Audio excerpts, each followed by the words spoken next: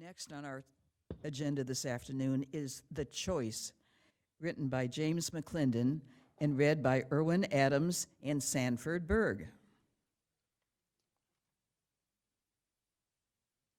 Characters: prospective client, mid-20s to 30s, any gender or age; debt counselor, mid-20s to 40s, any gender or age; C, a modest living room, think poor graduate students; the present: prospective client sits at his office or coffee or dining table across from the debt counselor, who has the calmness and the presence of a funeral home director, for the most part, there to help and alert to steer clear of any heaviness with a ready euphemism.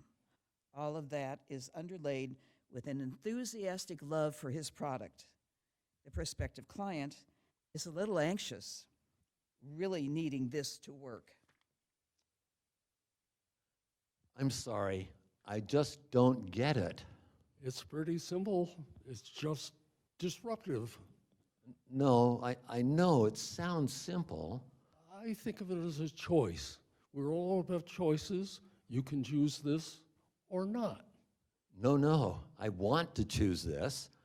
Believe me, I feel like I'm on a hamster wheel just trying to keep up with the payments, but this just seems too good to be true.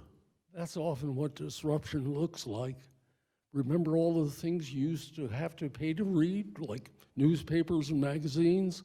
Now you get them online for free. We're disrupting the entire debt consolidation industry, sort of like that. Okay, but I still don't get it. Tell me what you don't get. So you pay off my student loans? You're crushing student loans. Yes, thank you. My $247,000 in student loans, and all I have to do is pay you $72 a month Yes, for 20 years? yes. And that's it? That's all I ever have to pay you? That's all you ever have to pay us. Okay, so I'm not really great at math, but I think that's only like $170,000. It's actually 17,000. Only $17,000? And okay, now I don't get this even more. Tell me what you don't get. What don't I? I mean, you give me $247,000 to pay off my debt today, and all I have to give you is $17,000 over 20 years? Right? Mainly to keep you focused. So you lose money. No. Yeah, you lose money. Nobody sets up a business to lose money unless they're like money laundering or something. Wait, are you money laundering? No. Well, what are you doing? We're providing choices. I think maybe you skipped footnote 7. I didn't read the footnotes. You should read the footnotes. I never do. You always should. Okay, fine. What does footnote 7 say? It answers this question About whether you're money laundering? about how we get paid. So how do you? I mean, after I finish my payments, you'll be short $230,000, not to mention any interest. So where do you get the rest from? Oh, there's a bunch of hidden fees, aren't there? There are no fees at all. Come on, how do you get your money back from me? We don't get it back from you. You don't. We don't from you. Who do you get it back from? The insurance company. What insurance company? You really should read footnote 7. Just tell me what insurance company. Your insurance company, Why would my car insurance company pay you? not your car insurance company. Well, that's the only insurance I have. I sure don't have homeowners because you can't afford to buy a house when you owe $247,000. Your life insurance company. I don't have life insurance. Footnote 7. I have to get life insurance? We pay for it. What good does life insurance do anyone? It depends. Unless I die. Read footnote 7. Oh my God, you've looked at my DNA, you have, totally have, and that DNA company that said I was 2.3% Neanderthal sold you my data, and you looked at it, and you know I have a genetic abnormality, and I'm going to die young, so that's how you, what are you writing down? No, please go on. That's a really interesting business model. Stop it. That's not your business model? No, but it's pretty good, though. Way disruptive. So I'm not going to die in the next 20 years? Well, how would I know that? There's no DNA stuff in your files on me? All we have is what you gave us. I'm not going to die young. Well, not in the next 20 years, as far as I know. Do you qualify everything you say? When it needs to be, because we're totally honest with our clients. So how do you make money from my life insurance? How does anyone make money from life insurance? Well, somebody has to die. But you just said I wouldn't. I said, I don't know anything about your DNA or your health at all, for that matter. We don't worry about that. Please, read footnote 7. Please. Okay, fine. Oh my God. I know, right? The first time I read it, I was like, what? But the more you think about it, the more genius it is. This effing eruption. Am I right? Sorry, I just love this product so much. I'm not going to agree to this. Does anyone agree to this? No, not at first. But then they think about it, and they think, well, when I took out my crushing student loans, I knew that they would impact my life, severely impact my life, for a whole lot of my life, decades and decades. And see, that's all this is really. You just assumed that the impact would be front-loaded, and all we do is backload it. Me dying in 20 years, that's what you call severely impacting my life? Well, it seems severe to me. No, it's severe, very severe.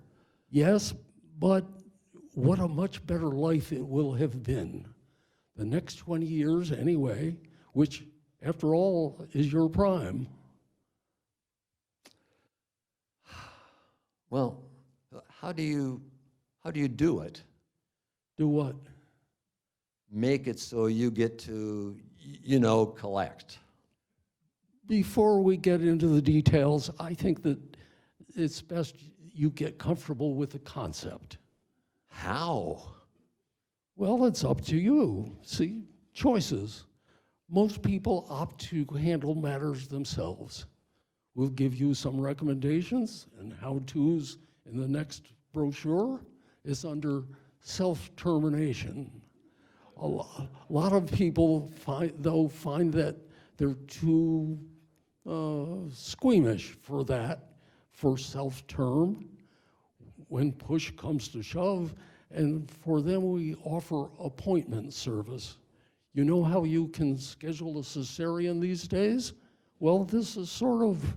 The exact opposite. Yes. The AppServe team is excellent, guaranteed painless, and they can make anything look like an accident. And finally, there are some people who are squeamish, but who also find that having an actual appointment time makes them... Freaking terrified. Anxious. For them, we offer a third approach, a service where you just go about your business and we take it from there. That one's called dealer's choice. You don't have to decide that now. A lot of people must just run when the time is up. Oh, people are surprisingly ethical about this. Also, we implant a chip that senses your GPS coordinates. What if I dig the chip out? We don't put it anywhere too accessible. And if you did get it out, we always have the recovery team. The chips are that valuable? You're that valuable. You know how the Coast Guard has rescue and recovery units? This is more recovery and not rescue. You can always say no. We're all about choices. Quantity or quality. You can live in your rundown studio apartment if you want, with a roommate, and drive a 15-year-old beater, and eat ramen noodles, and never take a decent vacation, and waste a lot of your life living on the shoulder of poverty. Or I can have only 20 years left. 20 debt-free years to keep and spend your money, to travel, buy a house, have a life, whatever that means to you. And do you really want to live longer than that? My parents got to. But do you want to? With the rising tides of climate change lapping at our ankles and blowing down to your little garret? With the last shreds of our democracy fraying before your eyes while the old world order collapses? I don't think it's too much to say that the ones who choose to go with us are in many ways the lucky ones. Hey, it's a big decision. So you take your time, talk to your friends, your family, and if you do choose to go with us, just give me a call. Wait, are you a client? There's my GPS scar. Take a look around on the beach this summer. You'll be surprised. Call me. The end.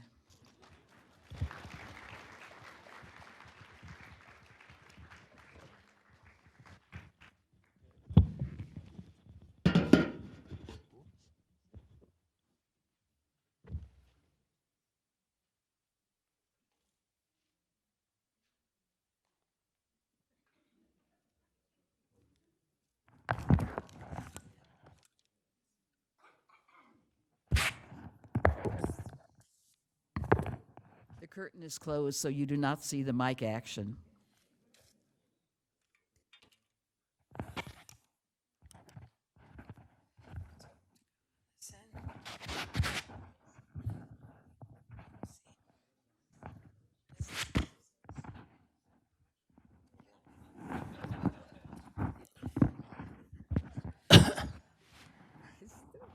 Get this right. Got yours on, I didn't get mine on.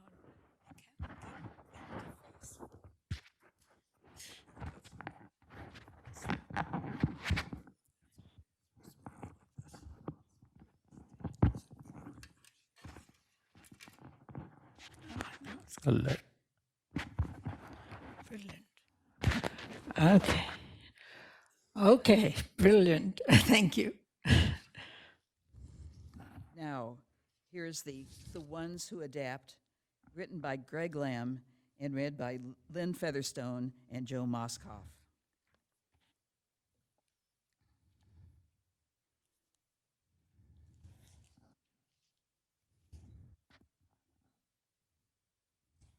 Characters: Jogger, a male human in his 20s or 30s. Alien creature, unknown. Species unknown, played by your imagination. Female human, appears to be a female human in her 20s or 30s. The time is 1993, when Clinton was president, and we had yet to acknowledge the impact of warming climate. Setting: a public park near the woods at sunrise. Nothing happens for a while. Then an alien creature creeps across the stage on all four. It's like no life form seen on Earth. It makes unearthly, snarling, gurgling noises. A jogger trots onto the stage listening to an old school discman. He stops jogging in place next to the alien creature, not noticing it. The jogger checks his pulse. Eventually, he notices the alien creature. The alien creature is looking right at him. They stare at each other for a long moment. The jogger suddenly runs off stage. The alien creature bounds off after him. A female human enters. She holds a shopping bag. She walks toward where the jogger and the alien creature ran. Hey, The jogger leaps back on stage, disheveled and with the posture of the alien creature. He snarls.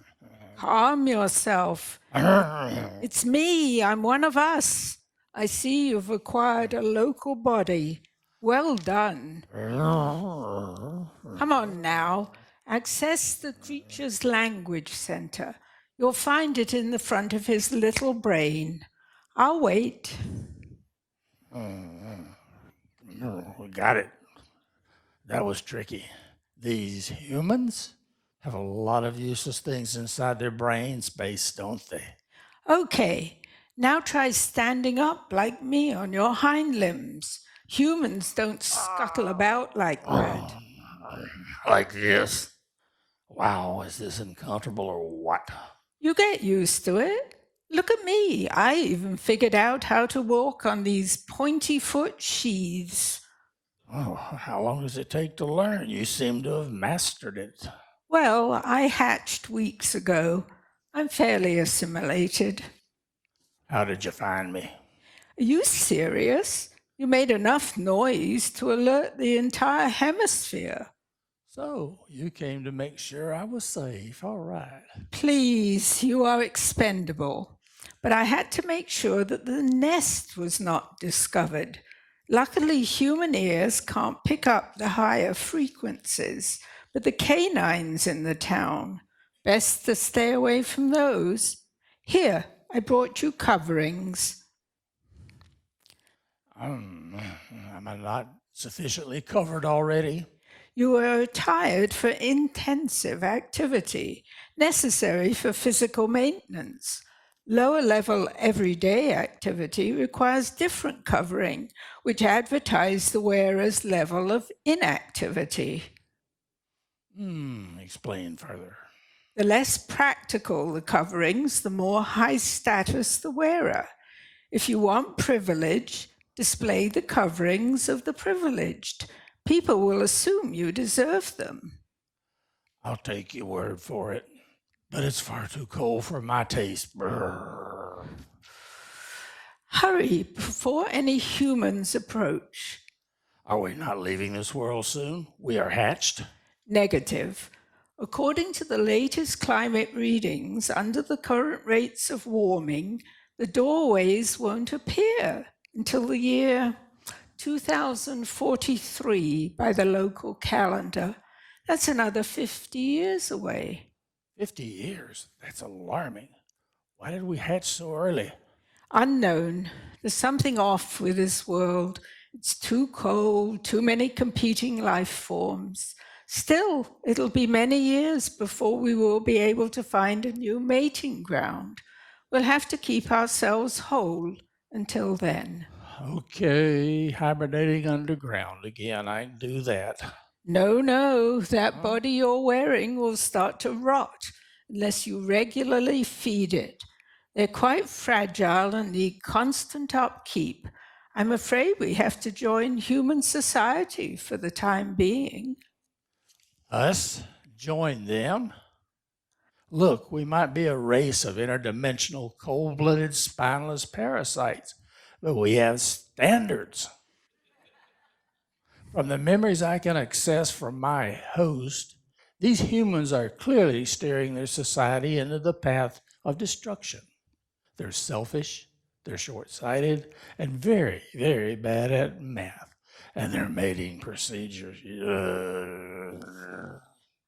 utterly repulsive. Actually, I was somewhat curious about that last item. It seems that there could be some side benefits from their mating procedures. Look, it's not like we have a lot of options. We were awoken too early and we have no choice but to survive as best we can until the planet warms and the doorways open. This world is strange, but like they always say, the The ones who adapt are the ones who survive. Yes, yes, the primary doctrine endures. All right, then. 50 years on a cold, hostile planet with stupid hosts. How do we survive until we can leave this place? Access your life information. Does your host have a purpose? A purpose? Yes, many human adults are given a purpose, a series of menial tasks which they perform on a daily basis. If they successfully achieve these, they are given the means to obtain basic necessities. Really? How do they assign these purposes? Very inefficiently. Many humans are dissatisfied with their purposes but lack the drive to obtain improved ones. Do you have a purpose? Yes, my host is a real estate agent. I show houses for entitled yuppies with big trust funds. Fascinating. Do you have a purpose you can access? I believe I am a lawyer. Oh dear. What? Lawyers are quite unpopular. There are many rude jokes. I can't help what I can. What do you call 100 lawyers buried up to their necks in sand? An ideal mating situation. No, well, yes. Never mind. Human humor is exhausting. So, 50 years living in a world that does not suit us, surrounded by apes with poor social skills. I'm afraid so. Unless Unless what? you said that climate would not be warm enough to support the doors opening for 50 years, correct? Correct. Under the current rates of planetary warming. Why? What if instead of adapting ourselves to suit the world, what if we were to adapt the world to suit us? How? If we were to promote activities that warm this planet to our liking, could that trigger conditions that would open the doorways early? How would we do that? Well, my host, in addition to being a lawyer, has plans to run for office in his ambitions file. This occupies much of his brain space. So, these are even more disliked than lawyers. You should hear the jests they make at the expense of their leader, Clinton. But politicians would be able to promote activities that increase the level of ambient warming, correct? As I understand it, politicians are able to choose amongst options which afford their future. If we were to gain high office, we could begin to encourage activities that would speed the rate of planetary warming. We could leave this hellhole decades earlier than projected.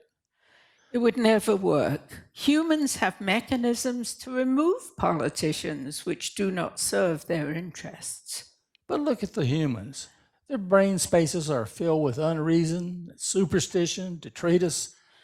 They're unable to free their brains from caveman instincts. Look at me. I'm repulsive, all fleshy and short-sighted and small-brained. If we could get more humans to be terrible as me, we could rule this world into its destruction. I admit it's tempting. However, we are just two individuals. How much damage could we possibly do? I think it's worth rousing more of our nestmates. We can work together, grow our influence, invest in political power. If we had a constituency of spineless, cold-blooded parasites, we could make America safe for greybacks everywhere. I don't know. I think we'd eventually be found out. I think it's safer to just assimilate and let them destroy themselves, as we know they will. The doorways will open eventually, Patience and camouflage have always been our kind's way. My aggressive approach would allow us to progress the spawning grounds decades earlier. If successful, It will be successful. Look inside your host's brain. Do you see a rational thought in there? Any bit of judgment that would guard against a charlatan saying that someone else is to blame for their unsatisfactory life? Not only will it work, it will be easy. These humans have been waiting for someone like us to arrive. all right, you've convinced me. Let's rule this misbegotten ball of mud on one condition. Yes, Your host has no mate, correct? that is correct, yes. Every politician needs a mate, correct? A visual prop that you hold hands with triumphantly, that displays your virility and family values. You will mate me. Do we have to perform the actual mating? Yes, it's much more effective than with Wow. prop children. I suppose you're right. It's distasteful, but I'll do it for the good of the species. I'll just lay back and think of agreements. Then we have an agreement. Shall we perform the human ritual of agreement? All right. He holds out his hand to shake. The female human swoops in for an intense kiss. Now we are agreed.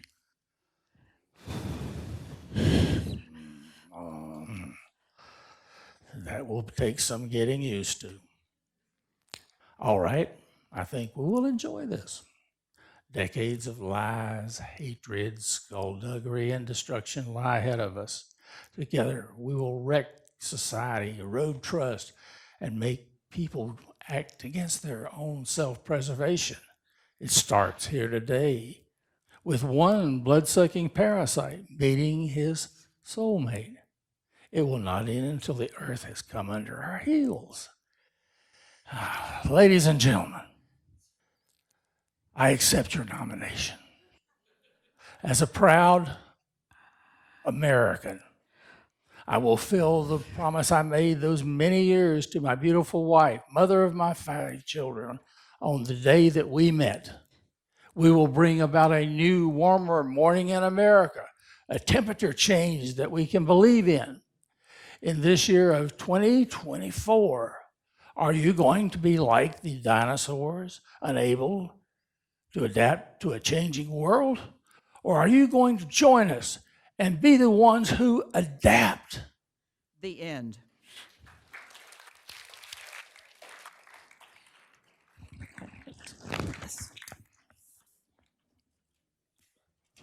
Which way close? That way.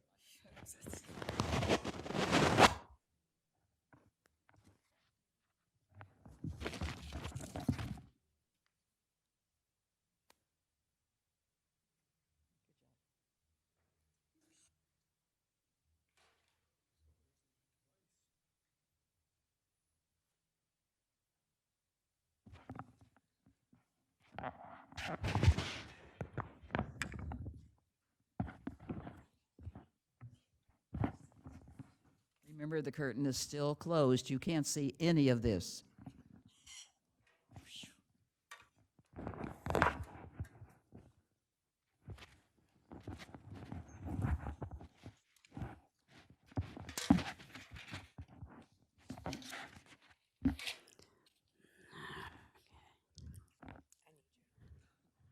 Right. John. I say it goes this way. No, this goes in the back. Why? Look. You can't hear any of this either. Look. This is on this side. No one has a union This card, is on this obviously. side. And that's in the back.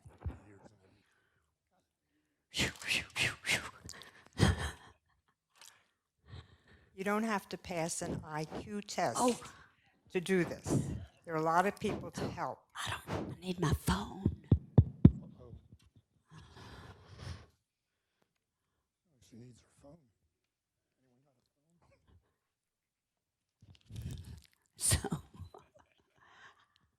I need my phone. It's a prop.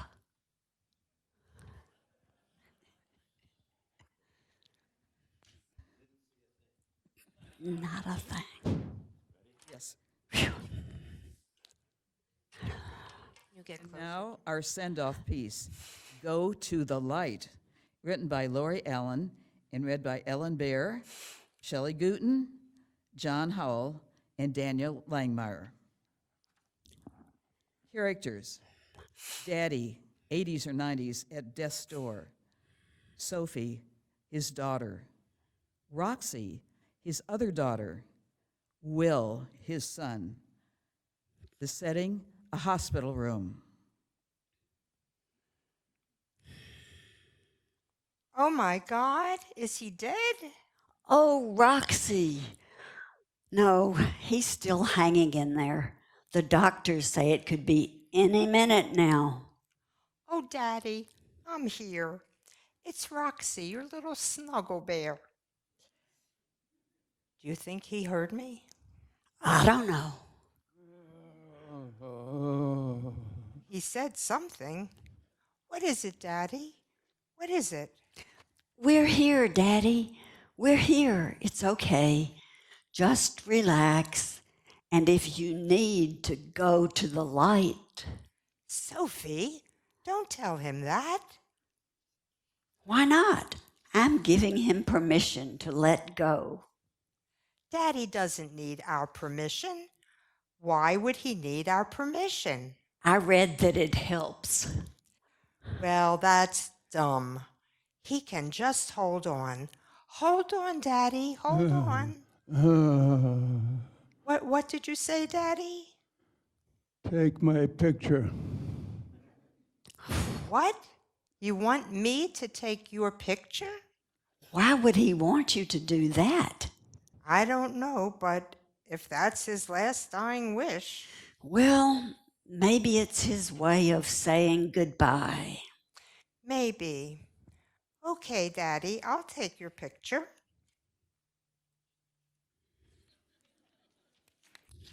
On the count of 3. 1, 2, 3. Oh my God, is he dead? Click. Roxy, why are you taking Daddy's picture at a time like this? Oh, Will, we're so glad you're here. What's going on? Daddy wanted his picture taken. We don't know why, but it's his last dying wish. Take my picture. I took your picture, Daddy. Why? Post it? He wants me to post it on Facebook.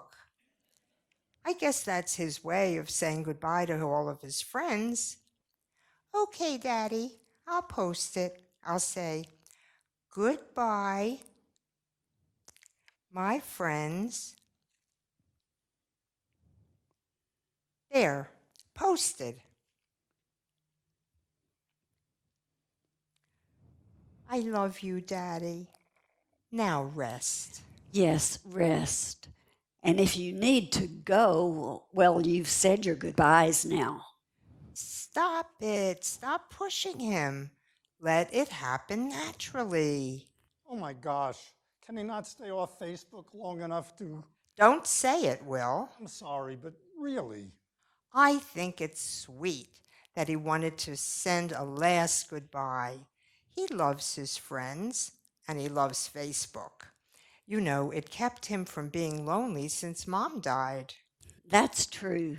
He loved sharing those posts and rambling about everything. Dinner, the weather, memories. Then, of course, there were those annoying shared posts, hundreds of them every day. Let's see if we can keep this moving. If you don't agree, just delete. If you do, pass it on. Share if you support our president. Share and you'll be rich. Share if you love Jesus. Oh, it was too much. So much that I unfriended my own dad. Oh, did I just say that out loud? You too? You both unfriended Daddy? Well, don't feel bad because I did too. And look at him now. It's ridiculous. The man can't stay off Facebook even during his last few breaths. So how long does he have? The doctors say it could be any minute now. Oh, I love you, Daddy. And I want you to know that I thought you were the best dad ever. And with that said, you now have my blessing to put on your wings and fly away. Will, don't pressure him. Let it happen naturally. I think it's fine, Will. Wish him on his way. Bye, Daddy. We love you. We'll miss you. See you on the other side later. Much later. Would you both stop? He'll go when he's ready. What did he say? What did you say, Daddy?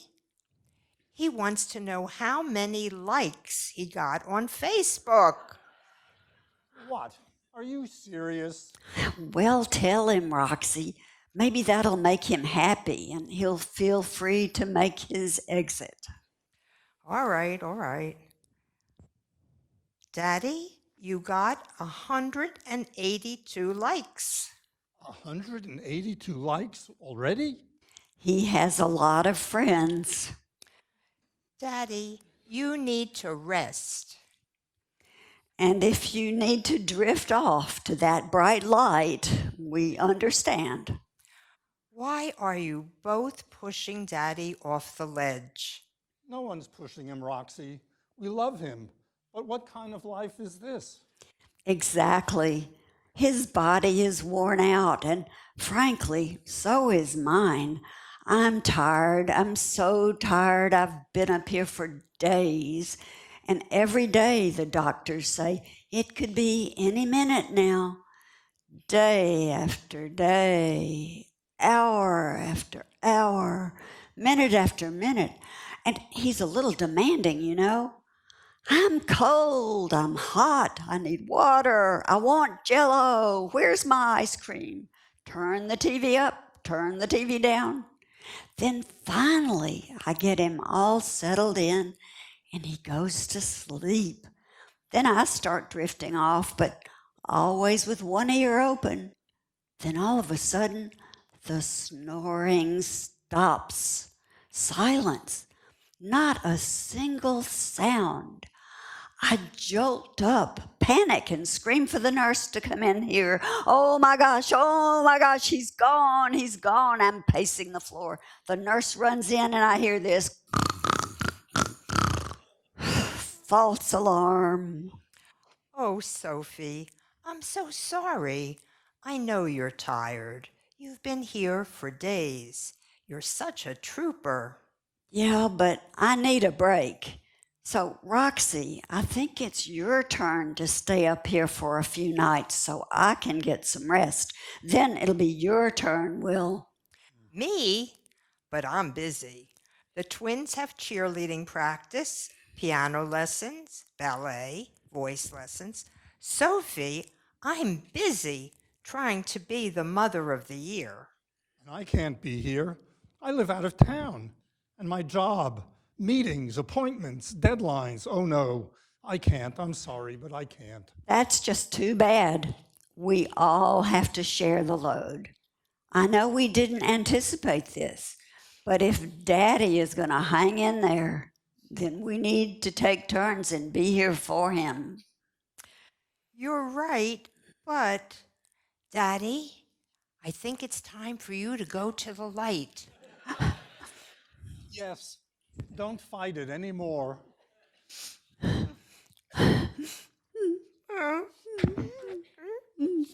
think, oh my God, I think he's gone. Oh, Daddy. I can't believe it. Our Daddy is gone. He's not dead. Nope. What did he say, Roxy? What, Daddy? What did he say? He wants to post a status update. You've got to be kidding. What does he want to say? Okay, Daddy, I'll do it. Not dead yet. Oh my gosh, Roxy, I can't believe you posted that. Why not? I couldn't say no. It was his last dying wish. Besides, he can't have much longer. Look at him. He's barely breathing. He's fighting it, that's for sure. I need to make a status update myself. This is the hardest thing I've ever had to do. Me too. How can you say goodbye to a parent? I've done this before, and I can't believe this is happening again. My dad was my hero. When my dad is gone, it'll be as if I'm an orphan.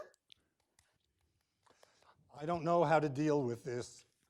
My heart will break into pieces. Yes, Daddy? What? I can't hear you. I don't know, Daddy. Let me take a look. What now? He wants to know how many likes he got on this status update. 227. He's grinning, but I would like to wipe that grin. Roxy, Oh, I'm sorry. I didn't mean that. Well, I kinda did. He's obsessed with Facebook. Yes, addicted. ridiculous. Wow, I already got 75 likes and a lot of sad faces with teardrops. I have 89. Oh, I've got lots too. 99. Just one more and okay, I'll like my own status to get to 100. Done. 100. Go me. Wow, Amy sent her condolences. She said we should get together after the funeral. Wow, I'd like to get together with that little hottie. Aunt Jane said her Sunday school class can bring food over. Ooh, those ladies are great cooks. That'll be good. Oh, Jay and Dina are planning to come to the funeral, and they live so far away. Oh, that's sweet. It'll be fun to see our cousins. A little family reunion. Maybe I'll invite Amy to the funeral. You think that would be appropriate? I can reach out and take her hand for comfort, of course, and afterwards, well, I might need more comforting. I'm not sure that is appropriate, Will. Daddy, what are you doing?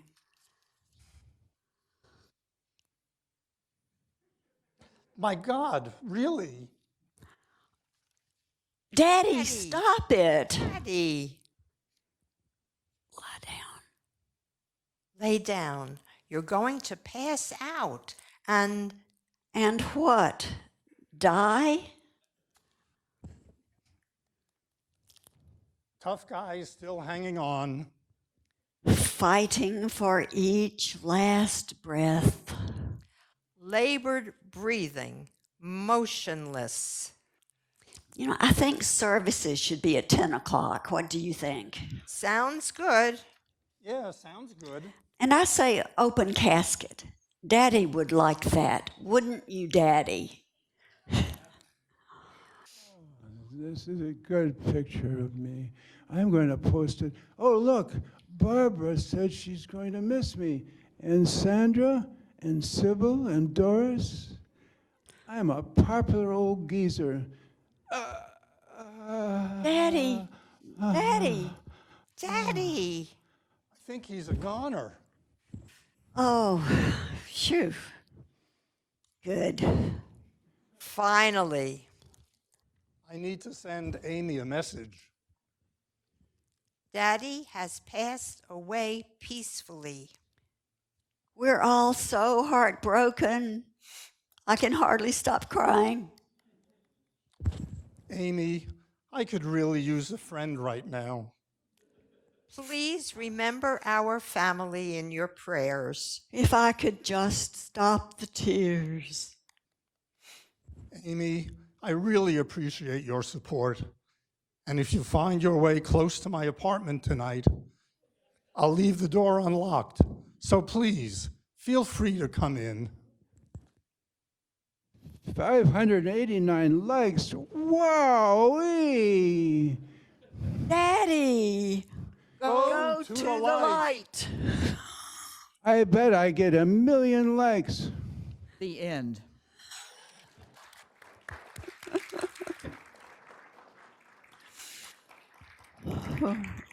Thank you all for coming this afternoon. I think you had a good time. I could hear a few chuckles and laughs in the audience. Have a good night.